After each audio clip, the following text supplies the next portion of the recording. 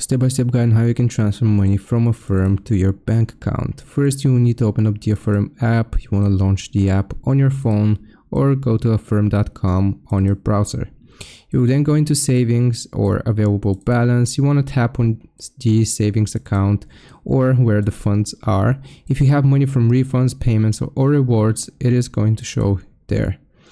Link your bank account if you haven't done so already. You want to tap add bank or link account, and you will have to enter your bank details such as routing number plus account number. Affirm uses secure methods like Plaid to verify. Then you want to initiate the transfer, tap withdraw or transfer to bank.